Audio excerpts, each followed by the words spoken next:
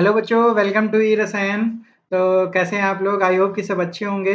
तो आइए स्वागत करते हैं एक बार फिर से आपका अपने केमिस्ट्री के यूट्यूब चैनल ई रसायन पर। तो हम लोग कंटिन्यू करेंगे जो कि हम लोग कर रहे थे अपनी स्ट्रक्चर ऑफ एटम की एनसीईआरटी की एक्सरसाइज। और ये हमारा पार्ट होने वाला है पार्ट नंबर 4। यहाँ पर हम लोग करेंगे क्वेश्चन नंबर 31 से क्वेश्चन नंबर 40 तक। तो बच्चों देर ना करते हुए आइए शुरू करते हैं अपना question number 31। How many electrons in an atom may have the following quantum number? तो बच्चों यहाँ पर हमको दो पार्ट में दिया हुआ है। ए में हमारे प्रिंसिपल क्वांटम नंबर और स्पिन क्वांटम नंबर की वैल्यू दी हुई है और पूछ रहा है हमसे कि इन दोनों वैल्यूज की हेल्प से हमको कितने नंबर ऑफ इलेक्ट्रॉन यहाँ पर पॉसिबल है। तो n इज इक्वल टू 4 के लिए हमारे पास जो L की वैल्यू होगी वो 0 टू n-1 यानी 0 टू 3 वैल्यू यहाँ पर पॉसिबल होंगी। तो इसके लिए क्या होता है, 0 के लिए S P D F इस सब शेल बताते हैं। तो S हमारे पास होता है एक ऑर्बिटल, P के पास होते हैं हमारे पास 3 ऑर्बिटल, D के पास होते हैं हमारे पास बच्चों 5 ऑर्बिटल और F के पास होते हैं हमारे पास 7 ऑर्बिटल्स। तो बच्चों एक ऑर्बिटल में मैक्सिमम 2 इलेक्ट्रॉन रहते हैं। एक हमारा क्लॉकवाइज रहता है और एक एंटी क्लॉकवाइज रहता है। तो क्लॉकवाइज के लिए वैल्यू होती है +½ और एंटी क्लॉकवाइज के लिए होती है -½ तो बच्चों टोटल अगर हम लोग यहाँ पर काउंट करें 2, 6, 10 और 14 तो हमारे आ जाते हैं 32। तो 32 में से बच्चों 16 हमारे क्लॉकवाइज होंगे और 16 एंटी क्लॉकवाइज। तो यहाँ पर जो s की वैल्यू हमको बच्चों दी हुई है -½ इसका मतलब है हमसे केवल और केवल एंटी क्लॉकवाइज के नंबर्स पूछ रहा है यहाँ पर। तो हमारा आंसर हो जाएगा बच्चों 60। यानी कितने इलेक्ट्रॉन आएंगे? वो आएंगे हमारे मैक्सिमम 16 इलेक्ट्रॉन्स जिनकी वैल्यू स्पिन की क्या होगी -½ अब हम लोग देखते हैं बी पार्ट में हमारा n इज इक्वल टू 3 दिया हुआ है और l इज इक्वल टू 0। तो n इज इक्वल टू 3 के लिए हमारे पास वैल्यू होंगी l की 0 टू n- यानी 0, 1 और 2। तो यहाँ पर बच्चों l की वैल्यू स्पेसिफाई है कि हमको 0 के लिए ही निकालनी है। तो 0 में बच्चों s ऑर्बिटल होता है और s के पास एक ऑर्बिटल और इलेक्ट्रॉन 2। तो बी का आंसर हो जाएगा हमारा 2 इलेक्ट्रॉन्स। आई होप बच्चों आपको ये जो एक्सरसाइज के एक्सप्लेनेशन है ये आपको बहुत ही हेल्पफुल होंगे आपके कॉम्पिटिटिव एग्जाम के लिए या फिर आप लोग अपनी जैसी भी एकेडमिक्स की तैयारी कर रहे हैं। तो आप लोग सबसे पहले बच्चों अगर आप लोग इसको बिना देखे पहले ट्राई करते हैं तो आपके लिए और ज़्यादा हेल्पफुल हो सकती है ये जो वीडियो है। तो सबसे पहले बच्चों खुद ट्राई किया कीजिए, फिर आप लोग इस एक्सप्लेनेशन को फॉलो कीजिए। तो चलते हैं अब अपने नेक्स्ट क्वेश्चन की तरफ जो कि हमारा 32। So the circumference of the Bohr orbit for the hydrogen atom is an integral multiple of the de Broglie wavelength associated with the electron revolving around the orbit। तो यहां पर बच्चों बोहर की ऑर्बिट हाइड्रोजन एटम के लिए जो होती है उसकी कंडीशन क्या होती है सबसे पहले देख लेते हैं। बोहर ने क्या बताया था बच्चों, जो हमारा न्यूक्लियस है उसके चारों ओर जो ऑर्बिट्स हैं जिसमें इलेक्ट्रॉन रिवॉल्व करते हैं उसका जो एंगुलर मोमेंटम होता है वो किसके बराबर होता है, h/2 के मल्टीपल में होता है, इंटीग्रल मल्टीपल होता है। तो यहाँ पर अगर अच्छा हम लोग इसको थोड़ा सा एडजस्ट करते हैं 2πr और यहाँ पर हम mv को ले जाते हैं नीचे तो हमारी एक इक्वेशन बन जाती है जिसको हम लोग नंबर दे देते हैं फर्स्ट। अब ये हमारी बोहर की कंडीशन हो गई। अगर हम लोग अब डी ब्रोगली की कंडीशन देखें तो डी ब्रोगली ने क्या बताया,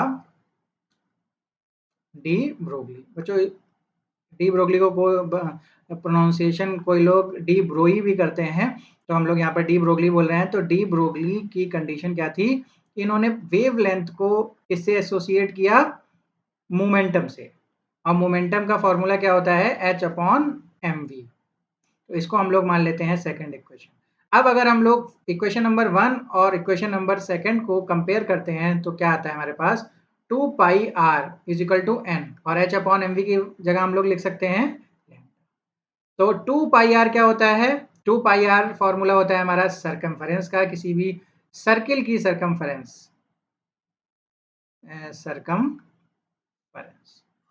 सरकमफेरेंस क्या होता है? कोई सर्किल है, उसका जो आउटर हमारी बाउंड्री होती है उसको हम सरकमफेरेंस बोलते हैं। और ये जो लैम्डा है ये हमारी वेवलेंथ है, और इसको यहाँ पर रिलेट किया था h/p से, तो इसको डी ब्रोगली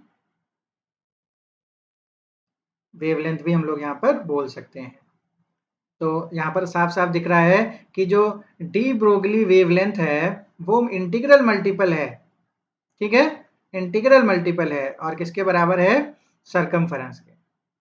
तो circumference of the Bohr orbit is an integral multiple of de Broglie wavelength associated with the electron revolving around the orbit। तो जो यहाँ पर इस इक्वेशन से ये प्रूव हो जाता है। हम लोगों को किस-किस की हेल्प लेनी पड़ी?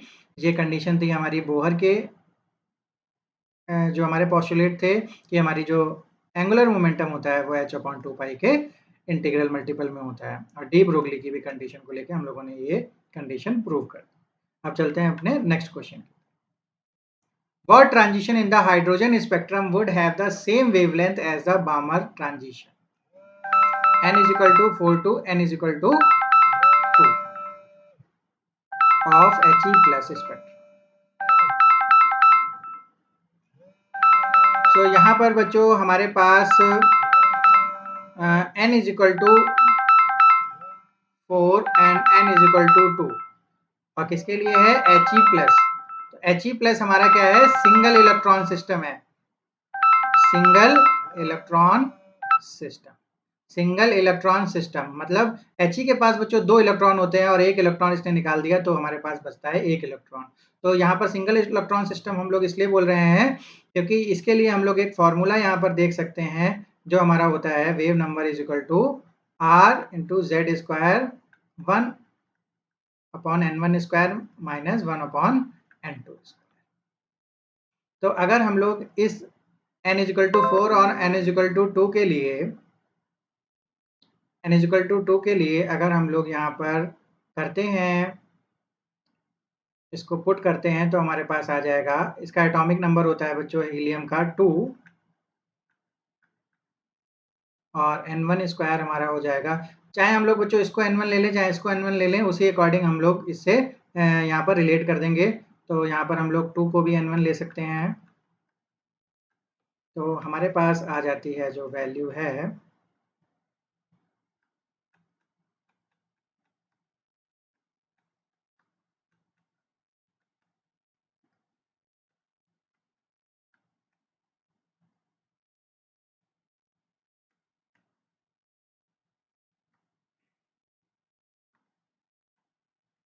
तो आ जाती है हमारे पास 3/4 R। R यहाँ पर कांस्टेंट है। तो अगर बच्चों हम लोग एक हाइड्रोजन स्पेक्ट्रम के लिए ये वैल्यू कंपेयर करें, तो ये इसी फॉर्मूले से, तो जेड स्क्वायर हमारा हाइड्रोजन के लिए हो जाएगा 1, तो 1 का स्क्वायर भी 1 होगा। तो यहाँ पर n1 और n2 की क्या वैल्यू रखें जो हमारा वैल्यू आ जाए यहाँ पर 3/4। तो हम लोग बच्चों यहाँ पर रखने की कोशिश करते हैं 1 और यहाँ पर 2 यानी 2 का स्क्वायर। तो देखते हैं बच्चों क्या वैल्यू आती है हमारी, 4 - 1/4 यानी 3/4। तो यहाँ पर सेम वैल्यू आ जाती है किसके लिए? n1 जब हम लोगों ने रखा है यहाँ पर 1 और n2 रखा है 2। तो यहाँ पर पूछ रहा था what transition in the hydrogen spectrum would have the same wavelength as the Balmer series. तो इस बामर सीरीज जो हमारी n इज इक्वल टू 4 और n is equal to 2 of He plus के लिए हम लोगों ने निकाला, वो हम लोग हाइड्रोजन एटम का ट्रांजिशन कौन सा ले सकते हैं? 1 से 2, यानी हमारी ग्राउंड स्टेट 1 रहे या ग्राउंड स्टेट 2 रहे, और हमारी दूसरी जो स्टेट होगी वो हमारी ये ही होनी चाहिए, यानी 1 एंड, तब हमारा ट्रांजिशन क्या रहेगा बच्चों? सेम रहेगा। चलते हैं अब अपना नेक्स्ट क्वेश्चन की तरफ। Calculate the energy required for the process. Equation दी है हमको He प्लस से He+2 और एक इलेक्ट्रॉन यहाँ पर निकल गया। इसके लिए हमको एनर्जी पूछ रहा है और हमको दिया हुआ है ionisation energy for hydrogen atom in the ground state is this joule. तो यहाँ पर बच्चों एक सेकेंड, तो यहाँ पर हमारे पास ये भी 1 इलेक्ट्रॉन सिस्टम है, उससे इलेक्ट्रॉन चला गया है। तो 1 इलेक्ट्रॉन सिस्टम के लिए हमको एनर्जी हम लोग यहाँ पर यूज कर सकते हैं, कौन सी? Delta E is equal to 2.18 into 10⁻⁻18 joule 1/n1 square minus 1/n2। तो ये वाली जो हमारी एनर्जी है जो बोहर ने ड्राइव की थी, तो वो 1 इलेक्ट्रॉन सिस्टम के लिए की थी, तो यहाँ पर भी 1 इलेक्ट्रॉन सिस्टम है, तो उसके लिए डेल्टा ई एनर्जी हम लोग यूज कर सकते हैं। लेकिन बच्चों यहाँ पर n1 और n2 तो दिया नहीं है। तो लेकिन बच्चों यहाँ पर एक इक्वेशन दी है, केमिकल रिएक्शन दी है, जिसमें एक इलेक्ट्रॉन कहाँ है? निकल चुका है। तो इसका मतलब हुआ कि ग्राउंड स्टेट यानी n1 इज इक्वल टू हम लोग 1 मानेंगे और n2 क्या मानेंगे? इन्फिनाइट।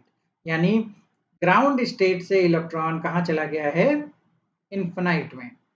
तभी हम लोगों का जो इलेक्ट्रॉन है वो बिल्कुल बाहर निकल चुका है। हम इन दोनों जो n1 और n2 की हेल्प से इसमें हम लोग पुट करेंगे, फिर देखते हैं आंसर क्या आता है। 2.18 इंटू 10⁻⁻18। बच्चों एक सेकेंड, यहाँ पर हम लोगों ने एक फॉर्मूले में जेड स्क्वायर रखना भूल गए हैं। जेड स्क्वायर, तो जेड स्क्वायर मतलब होता है बच्चों एटॉमिक नंबर। जेड मतलब एटॉमिक नंबर, तो एच का एटॉमिक नंबर क्या होता है? 2। तो 2 का स्क्वायर और 1/n1 हो जाएगा 1 और ये हो जाएगा इन्फिनिटी।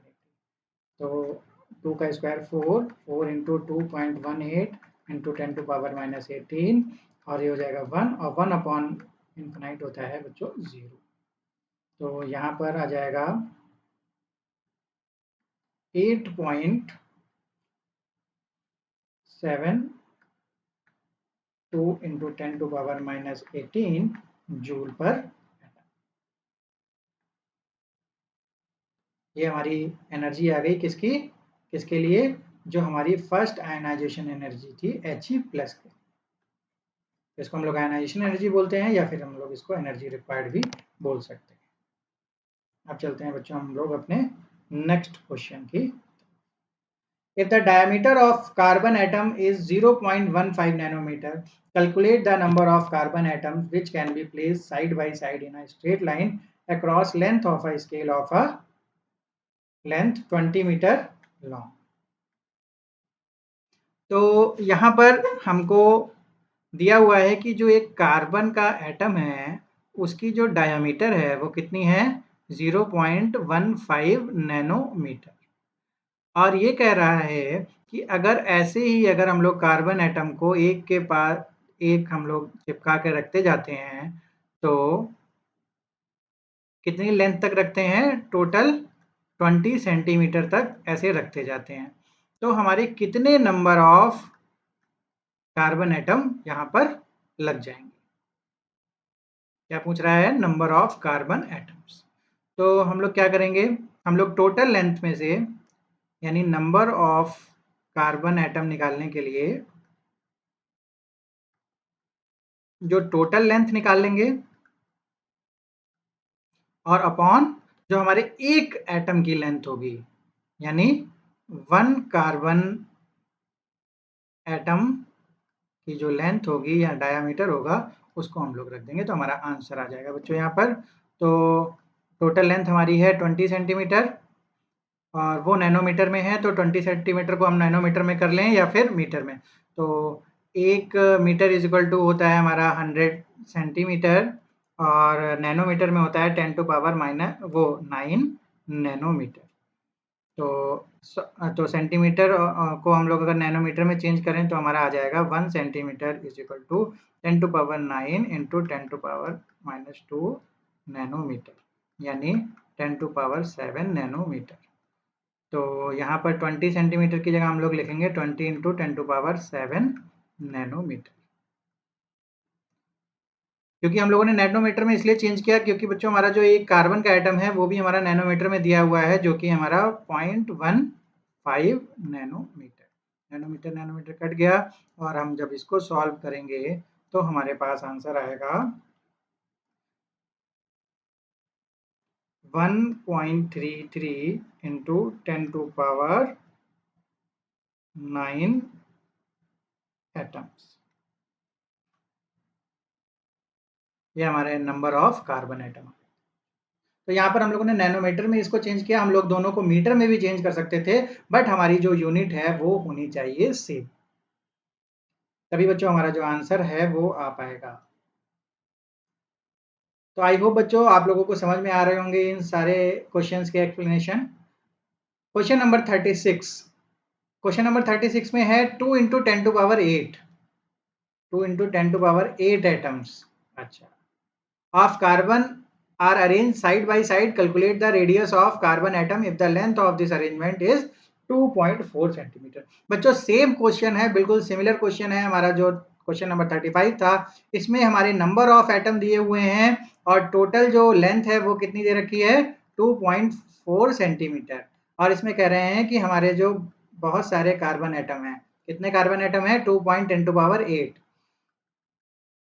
तो पूछ रहे हैं कि एक कार्बन एटम की रेडियस क्या होगी। तो अभी हम लोगों ने निकाला था कि number of carbon atom total length upon एक कार्बन की लेंथ, तो एक कार्बन की लेंथ हम लोग वन कार्बन लेंथ हम लोग निकाल सकते हैं, या फिर इसको हम लोग डायामीटर भी बोल सकते हैं, डायामीटर भी हो गई पूरे कार्बन की लेंथ। तो टोटल लेंथ अपॉन जो हमारे टोटल लेंथ या और हमारा number of carbon atom.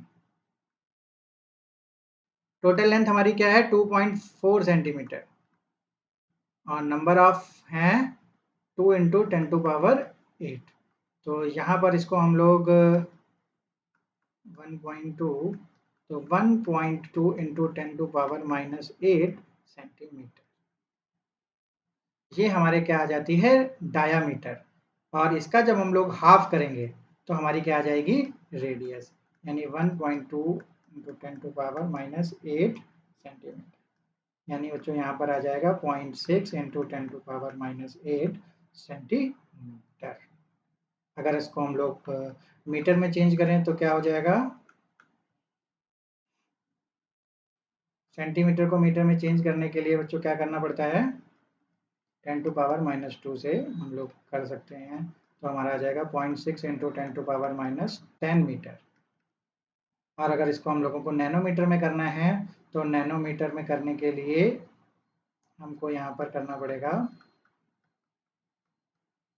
1 metre में 10 टू पावर 9 नैनोमीटर होते हैं, तो यहाँ पर आ जाएगा 0.06 नैनोमीटर, 0.06 नैनोमीटर। तो बच्चों चाहे सेंटीमीटर में आंसर निकाल दीजिए, मीटर में या नैनोमीटर में, क्योंकि यहाँ पर कोई भी स्पेसिफिकेशन नहीं है कि हमको कौन सी यूनिट में हमको रेडियस चाहिए।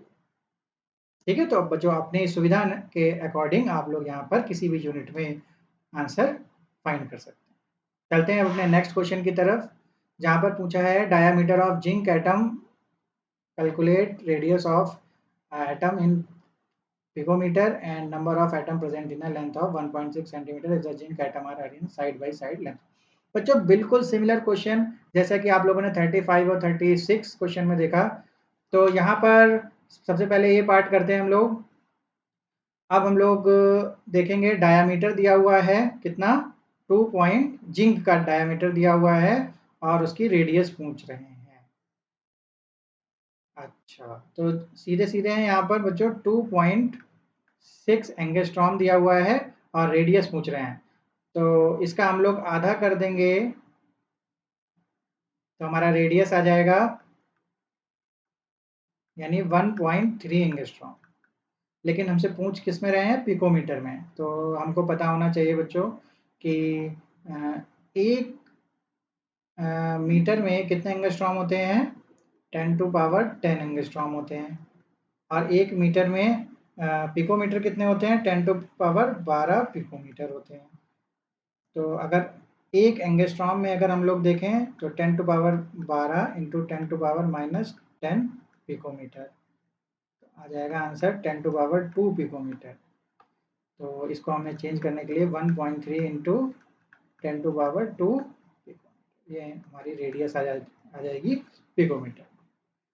तो इस तरीके से हम लोग चेंज कर लेंगे यूनिट्स को अपनी। बी पार्ट क्या हुआ है बच्चों, बी पार्ट सेम है बिल्कुल हमारा, नंबर ऑफ एटम्स निकालना है हमको। नंबर ऑफ एटम्स निकालने के लिए total length number of atoms निकालने के लिए ऐसे ही हमारा यहाँ पर कि एक लेंथ में हमारे बहुत सारे Zn के एटम दिए हुए हैं और कितने नंबर ऑफ Zn एटम हैं, तो टोटल लेंथ हमको दी हुई है 1.6 और एक इसका जो डायामीटर है वो है हमारा 1.3 angstrom.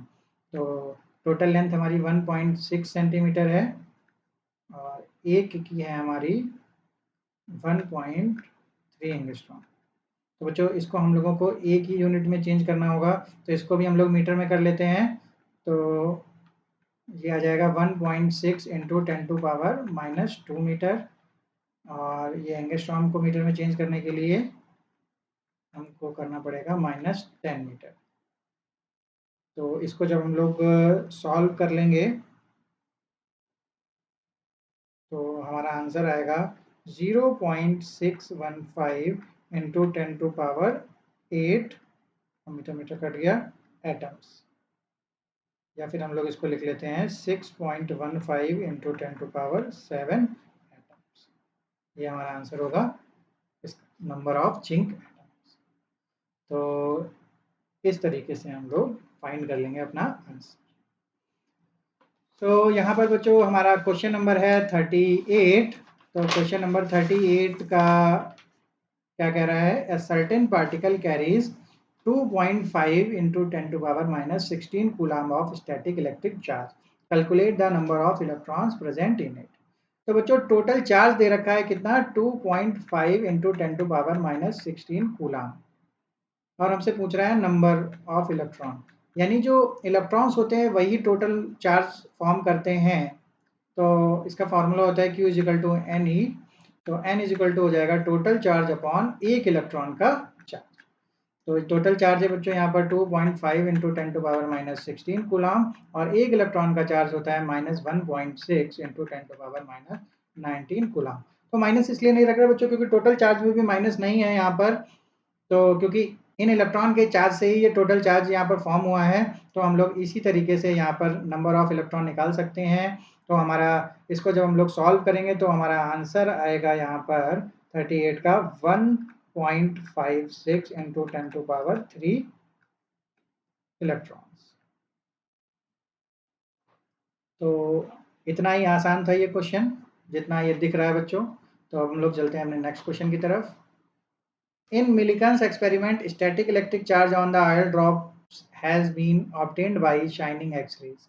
If the static electric charge on the oil drop is, calculate the number of electron present on.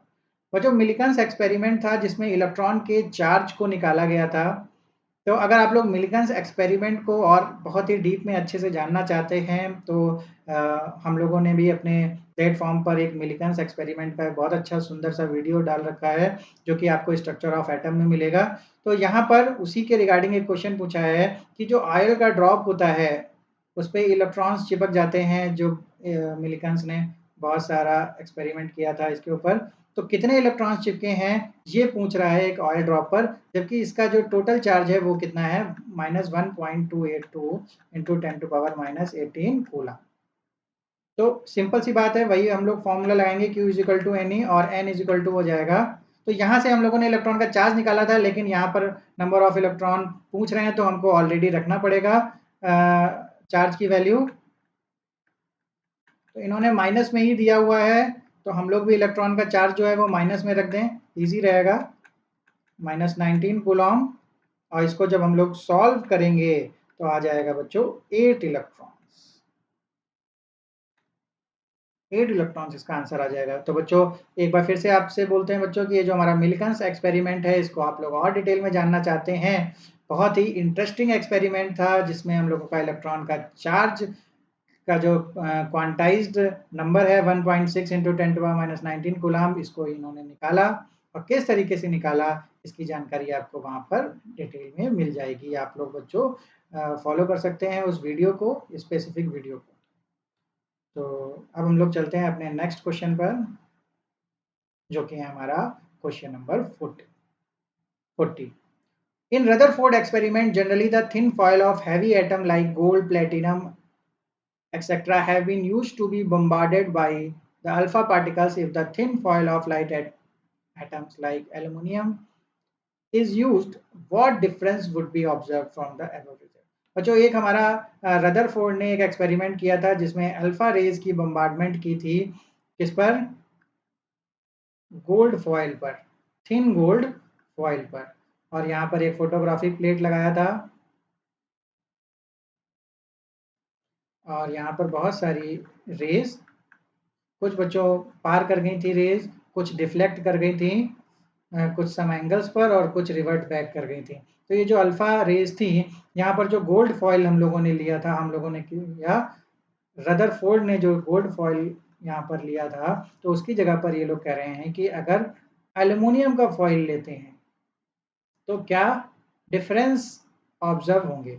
तो यहाँ पर बच्चों गोल्ड या फिर प्लेटिनम जैसे जो हैवी मेटल्स होते हैं, इनका न्यूक्लियस भी कैसा होता है, हैवी होता है, हैवी न्यूक्लियस होता है। तो हैवी न्यूक्लियस के होते यहाँ पर जो प्रोटॉन्स होते हैं, पॉजिटिव चार्ज भी बहुत सारा होता है, पॉजिटिव चार्ज भी इनफ अमाउंट में यहाँ पर प्रेजेंट होता है, किसमें, न्यूक्लियस में। ये जो न्यूक्लियस होता है यहाँ पर पॉजिटिव। तो जो हमारी अल्फा रेज थी, तो अल्फा रेज गोल्ड और गोल्ड फॉइल के जब हम लोगों ने यूज़ किया गोल्ड फॉइल, तो बहुत थी नंबर में ये रिवर्ट बैक हुई और कुछ एंगल पर भी ये डिफ्लेक्टेड भी हो गई।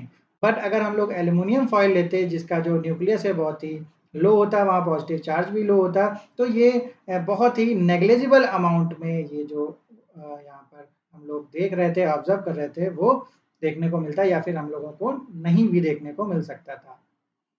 तो इस तरीके से जो गोल्ड या फिर हैवी न्यूक्लियस वाले जो एटम्स होते हैं, उनका यूज़ करना यहाँ पर रदरफोर्ड के लिए बेनिफिशियल रहा। तो यहाँ पर हम लोग एल्युमिनियम जैसे एटम्स का यूज़ नहीं कर सकते क्योंकि जो उनका जो न्यूक्लियस होता है वो हैवी नहीं होता, जिससे कि हमारा जो ये यहाँ पर पॉजिटिव चार्ज बहुत सारा कंसंट्रेटेड नहीं होता, जिससे कि रिपल्सिव फोर्सेस यहाँ पर जनरेट नहीं होते और ये अल्फा रे होती ये रिवर्ट बैक या फिर सम एंगल्स पर ये डिफ्लेक्टेड नहीं हो पाती।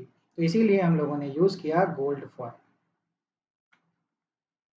तो आई होप बच्चों ये क्वेश्चन का आंसर आप लोग समझ गए होंगे। तो हमारे यहाँ पर 10 क्वेश्चन हो जाते हैं बच्चों कंप्लीट, यहाँ पर 10 क्वेश्चन कंप्लीट हो जाते हैं। तो अब हम लोग मिलते हैं अपने नेक्स्ट पार्ट में जो कि होगा हमारा part number 5। Till then bye bye, और आप लोग अपनी एक्सरसाइज को इसी तरीके से करते रहिएगा। हम लोग मिलते हैं अब अपने नेक्स्ट वीडियो में।